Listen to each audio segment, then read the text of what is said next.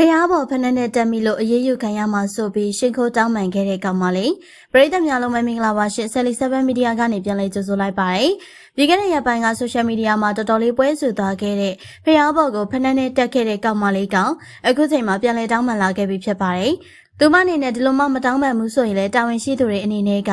လိပ်စာတွေကိုပါစုံစမ်းပြီးတော့အေးအေးယူကြတော့မှာပါ။ဒါကြောင့်ဒီလိုမျိုးဖျားဘော်ကိုဖက်နဲ့တက်နေမိခဲ့တဲ့အပြုမှုကိုနားလည်ခွင့်လွှတ်ပေးကြဖို့အတွက်အားလုံးကိုရှ िख ိုးတောင်းပန်ခဲ့တာဖြစ်ပါတယ်။ဒီကောင်မလေးဟာဆိုရင်ကချင်တိုင်းရင်သူအမျိုးသမီးတစ်ယောက်ဖြစ်ပြီးတော့မက်နော်နော်စောလို့အမည်ရသူလေးဖြစ်ပါတယ်။သူမကပူတောင်မြို့နယ်အင်စီယန်ကျေးရွာမှာနေထိုင်နေခဲ့ရပါအဲ့ဒီဒေတာတဝိုက်ကဗုဒ္ဓဘာသာဝင်တွေရဲ့အလေးအမြတ်ထားရာဖျားစီဒီပထိုးဘော်ကိုဖနက်ကြီးနဲ့နင်းတက်ပြီးတော့TikTokဆော့ခဲ့ရဖြစ်ပါတယ်။ဒီလိုမျိုးဆော့ခဲ့တဲ့အပြုအမူကြောင့်ဆိုရှယ်မီဒီယာတစ်ခွင်မှာဝေဖန်မှုပြင်းထန်သွားခဲ့ပါတယ်။ဒီကောင်မလေးရဲ့နေရလိပ်စာတွေနဲ့နာမည်နဲ့တကွအကုန်လုံးသိရှိပြီးတဲ့နောက်မှာတာဝန်ရှိသူတွေကဖမ်းဆီးထိန်းသိမ်းပြီးတော့အရေးယူမယ်လို့သတင်းတွေကြားသိလာခဲ့ရပါတယ်။ကိုဘာသာဝင်မဟုတ်ပေမဲ့တခြားဘာသာဝင်တွေရဲ့အလေးအမြတ်ထားတဲ့ဖျားစီဒီပထိုးဘော်ကိုဖနက်နဲ့တက်မိတဲ့အပြုအမူကတော့ထိရောက်စွာနဲ့အရေးယူအပြစ်ပေးတဲ့ဖြစ်ပါတယ်။ဗုဒ္ဓဘာသာဝင်မဟုတ်တဲ့တခြားသောဘာသာဝင်တွေကတောင်မှဒီကောင်မလေးရဲ့အခုလိုစော်ကားတဲ့အပြုအမူတွေကိုဘလို့မှသီးမခံနိုင်ကြပါဘူး။ဒါကြောင့်မလို့ထိရောက်စွာအပြစ်ပေးအရေးယူကြဖို့အတွက်အားလုံးကတိုက်တွန်းပြောဆိုနေကြပါတယ်။ဒီအခါမှာတော့ကချင်တိုင်းရင်သူအမျိုးသမီးလေးကအခုလိုမျိုးဖနှက်စီးပြီးတော့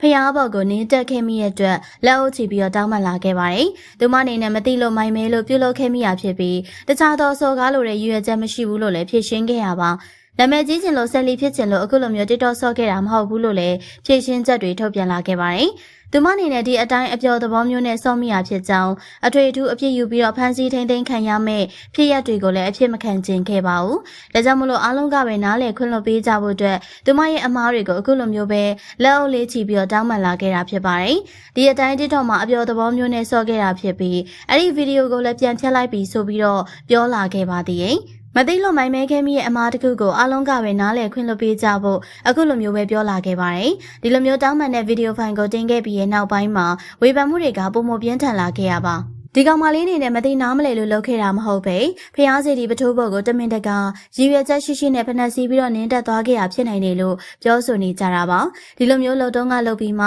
တနာစပွဲကောင်တောင်းပန်ကြရုံနဲ့ခွင့်လွှတ်ဖို့မဖြစ်နိုင်ပါဘူးဒီလိုတောင်းပန်တိုင်းတာခွင့်လွှတ်မယ်ဆိုရင်တော့တခြားသူတွေကလည်းဗုဒ္ဓဘာသာဘော်ကိုစော်ကားတဲ့အပြုအမူတွေကိုထပ်ပြီးတော့လှုပ်လာနိုင်ခြေရှိပါတယ်ဒါကြောင့်မသိနားမလဲလို့ဆိုပြီးရှင်ခိုးတောင်းပန်တိုင်းခွင့်လွှတ်ပေးဖို့မဖြစ်နိုင်ကြောင်းထိရောက်စွာနဲ့အရေးယူတင်ကြောင်းတွေကိုအားလုံးကပြောဆိုနေကြတာပါတချို့ကတော့ဒီလိုမျိုးပြန်တောင်းပန်ခဲ့လို့အရေးမယူတော့ဘူးဆိုရင်သူမလုပ်ခဲ့တဲ့အပြုအမူတွေကနောက်ဘဝမှာငရဲကြခံရမယ်လို့လည်းပြောနေကြပါတယ်။ဖျားဘော်ကိုဖနှက်နေတက်ပြီးတော့စော်ကားပြီးမှအရေးယူခံရမှာဆိုတဲ့အတွက်ပြန်လည်ရှင်ခိုးတောင်းပန်ခဲ့တဲ့ဒီကောင်မလေးရဲ့လုပ်ရက်ပေါ်မှာထင်မြင်ချက်လေးတွေရှင်ပြောသားခဲ့ကြပါအောင်ရှင်။အဆုံးထိကြည့်ရှုပေးတဲ့အတွက်အားလုံးကိုကျေးဇူးတင်ပါတယ်ရှင်။